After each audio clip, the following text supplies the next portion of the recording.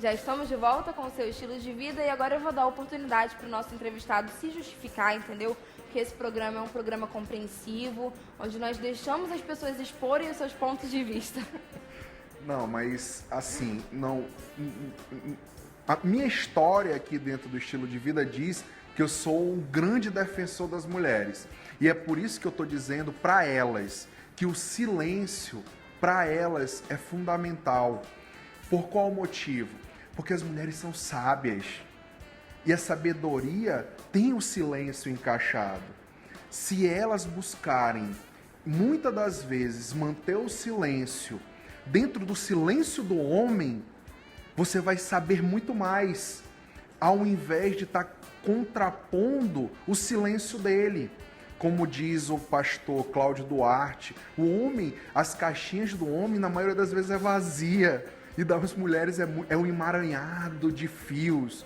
Mas não quer dizer que esse emaranhado de fios, ele não seja belo, porque se ele é um emaranhado e mesmo assim funciona, é porque tem sabedoria aí. E por que não pegar um pouquinho dessa caixinha vazia que o homem tem e trazer para si, para a mulher, para o feminino, e fazer com que esse recurso seja algo de intervenção na mente, no saber do homem. Então eu estou proporcionando para vocês, mulheres, a possibilidade de fazer com que o silêncio seja um recurso. Entenderam agora? Olha aí, eu estava me julgando, né? Então, mulheres, o silêncio é fundamental na relação casal, na relação cônjuge, porque a partir desse silêncio, o saber do outro vai ser muito melhor, né? Escutar, deixar o outro terminar de falar dentro do seu silêncio e vice-versa.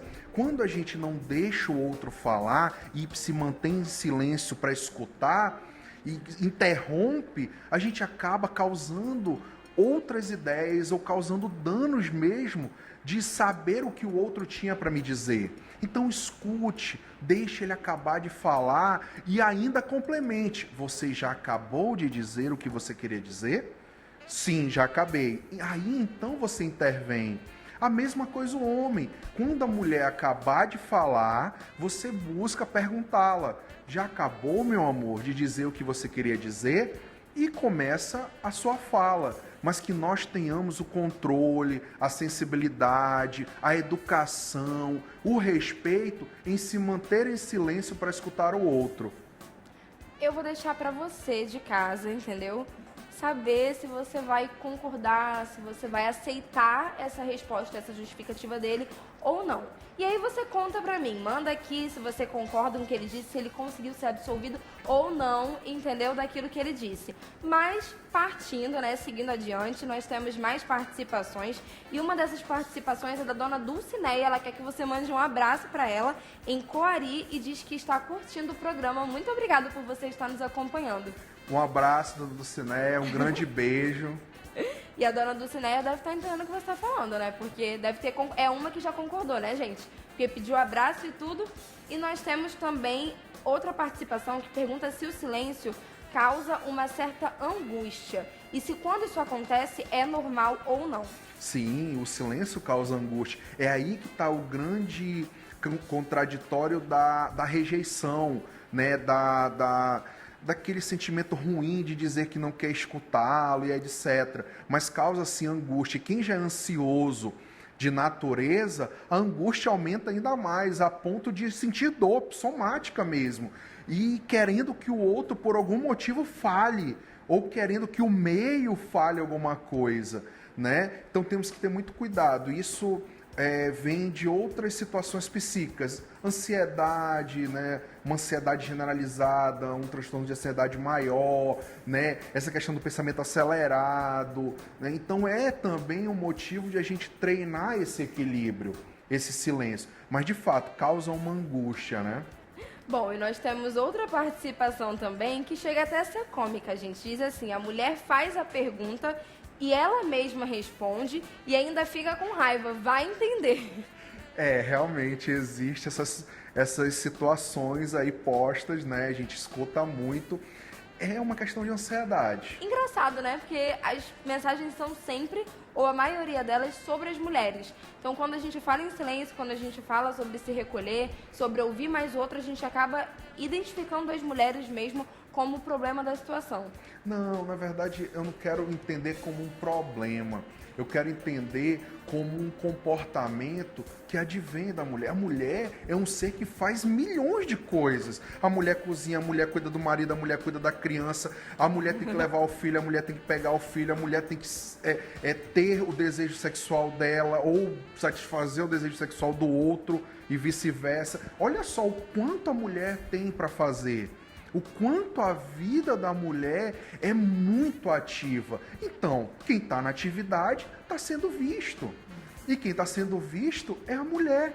Então, ela corre um grande risco de estar sendo julgada, né? Então, é por isso que hoje as mulheres elas estão ocupando novos espaços e estão, sim, infelizmente, entrando num adoecimento psíquico. Né? Que tem esses dizeres populares aí, porque realmente ela tá ativa, ela tá rápida. Hoje a mulher ela não é aquele ser submisso como um todo de antigamente. Ela toma decisões, ela tem opiniões. Então, quando o outro se coloca à disposição a falar, a atacar ou ter a opinião dele, esse silêncio para ela, como era de antigamente, em termos de cultura, em termos de evolução, não é mais compensatório, não é mais interessante. Então ela está falando mais, ela está trazendo à tona seus pensamentos, seu desejo, suas vontades. Então, por isso, ela corre o risco de ser julgada, né? Não quer dizer que o homem também não esteja nessa posição, mas nós, homens, temos que entender essa nova mulher, né? Essa mulher contemporânea de mais fazeres, né? Ela não é só mais dona de casa, ela é empresária, ela é diretora, ela toma decisões, ela está em campo numa obra e etc, etc, né? Então nós temos que buscar entender essa mulher de hoje. E a mulher de hoje, com todo esse processo, ela está entrando numa pilha mesmo, numa pilha emocional. E é esse o recado que nós temos que dar para as mulheres. Busquem entendê-las ainda mais, para que não seja colocado numa posição que nem é dela, muitas das vezes. Mas também não busque se defender de tudo e de todos. Busque entender também o outro, que é o mais interessante. Bom, e o Moisés Silva deixa também um desafio para o Isaac. Isaac, explica essa. O que fazer quando a mulher está no seu momento psicológico de defesa? Que momento é esse, Isaac? Vamos tentar interpretar, Moisés. Desculpem falar, homens, eu sou homem, mas o homem ele tem por si só o comportamento e a vontade a todo momento inconsciente de causar culpa na mulher. E por esse motivo a mulher vai se defender e a mulher vai entrar no processo de vitimização. Só que essa vitimização ela extrapola a linha tênue do comportamento feminino. Então por esse motivo ela vai se defender e a defesa dela é ataque. Né? A defesa da mulher é ataque ou a defesa do ser humano muitas das vezes é ataque. Não é reflexivo. É por isso que o silêncio é ideal para esse momento, para que busque a reflexão. E assim, é todo um conjunto, né? A gente está falando de um ponto hoje, mas é todo um conjunto. Programa passado nós falamos sobre a TPM, é um outro ponto. A ansiedade da mulher moderna é um outro ponto. A beleza da mulher moderna é outro ponto. A sociedade, a cultura contemporânea é outro ponto. E assim nós temos N pontos a serem discutidos para que nós venhamos a entender esses comportamentos que muitas das vezes pode ser interessante para mim, mas pode não ser interessante para o outro. Pode ser a mulher amada no meu ponto de vista, ou pode ser no ponto de vista do outro a mulher odiada, né? Mas que tenhamos sempre o diálogo, e o diálogo advindo do silêncio, que é interessantíssimo. Mais uma pergunta. É melhor, na verdade é uma reflexão. É melhor calar-se e deixar que as pessoas pensem que você é um tolo do que falar e acabar com a dúvida. Ou acabar sendo um tolo, né? Eu até complemento. Sem dúvida nenhuma. Lógico que muitas das vezes, ou algumas vezes, desculpa, nós temos que dar uma resposta, né? É interessante dar uma resposta dependendo do contexto, dependendo da situação. Mas também não quer dizer que o silêncio não seja uma grande resposta, sem dúvida nenhuma. Então, vamos mudar um pouco o foco aqui da conversa, né? Imagina que porque a gente já falou de todos os benefícios do silêncio, a gente já falou sobre pessoas que precisam fazer mais silêncio para poder se entenderem mais, para entender mais o outro, mas e aquelas pessoas que fazem silêncio demais? E aquelas pessoas que não se dão a oportunidade de falar quando quer, ou então quando é preciso, ou quando entende que o outro precisa saber de alguma coisa, mas, de repente, para não sair daquele plano de conforto, prefere ficar calada, prefere ficar no silêncio, e aí perde oportunidade por causa disso. Sem dúvida nenhuma, mas entramos no campo da timidez também. O sujeito muito tímido, ele se recolhe muito mais, ele fala muito pouco, mas não significa que ele não esteja pensando. Não significa que ele não queira dar uma resposta. Até ele quer. Só que ele tem situações psíquicas, emocionais, que não deixam com que ele venha a verbalizar o que ele pensa. Não significa que ele quer ficar em silêncio. O silêncio, para ele, é um recurso de punição.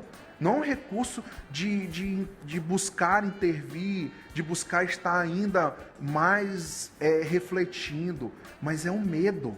O silêncio nessas pessoas é medo, né? Entra em outro campo, o campo literalmente do medo. Agora, por que ele entrou nesse processo de silêncio contínuo, né? Isso tem que ser investigado, isso tem que ser analisado, principalmente quando o sujeito vem de uma história de ser logorreico, de falar muito, né? Por que ele rapidamente parou?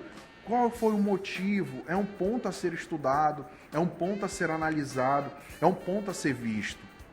Agora, o sujeito que vem desde a infância, com esse silêncio contínuo, muitas das vezes pode ser por um problema de fala, um problema de dicção, né? Ao vir, dei uma lida, né? Dei uma estudada, e crianças, adolescentes gagas, que se mantêm em silêncio por defesa.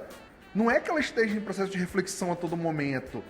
É porque ela busca o silêncio como algo de defesa. Porque ela tem um problema de dicção. A linguinha dela é presa. Ou ela tem gagueira, né? Ou ela tem vergonha dos dentes, né? Então tem tudo isso tem que ser observado. O silêncio, dependendo do contexto, ele tem um propósito. Então, que nós tenhamos a responsabilidade de analisar esse silêncio e o propósito desse silêncio, né? Dentro do consultório, dentro do set terapêutico, ele tem uma função, o silêncio. Ele não é colocado a qualquer momento. Ele tem um momento a ser colocado. Dentro de um debate, ele também tem um momento para ser colocado. E dentro da evolução infantil, onde você está olhando uma criança na sala de aula, que ela se mantém em silêncio, ela não se mantém só em silêncio e verbalizar, ela se mantém parada, ela não se movimenta, ela não brinca. Então é um alerta, não é que ela antes ficou em silêncio, é que antes ela ficou parada, ela não teve ação comportamental. Então daí os pedagogos, os professores têm que estar sempre à vista, vendo essa criança, porque ali não é só um simples comportamento de quietude, principalmente nas crianças de hoje, é algo que está por trás. Então vamos intervir, não vamos deixar para trás esses comportamentos, ou não vamos marcar, dizendo de que forma, olha, o fulano é tão bonzinho porque ele é calado, porque ele é quieto. Suspeitem uma criança nos dias de hoje, caladinha, quieta, numa sala de aula da mesma idade, tem que desconfiar, no mínimo tem que investigar, né? Então ali tem o silêncio da verbalização, mas tem o silêncio do comportamento, da não naturalidade desse comportamento. Uma criança de 5 anos, 6 anos, penso eu, numa sala de aula, que ela não consegue ficar parada. E se ela fica parada por muito tempo, é um alerta. Isaac, muito obrigada pela sua participação mais uma vez e por trazer também esse tipo de reflexão pra gente. Eu que agradeço, quero agradecer, um abraço, um beijo para todos os telespectadores e para as mães. Muito obrigada. Nós vamos para um breve intervalo, daqui a pouco a gente está de volta e você pode continuar mandando a sua participação para a gente através do nosso WhatsApp. 92 é o código daqui de Manaus, 98111-4512 é o número da nossa produção. Estou esperando pela sua participação, não deixa de enviar.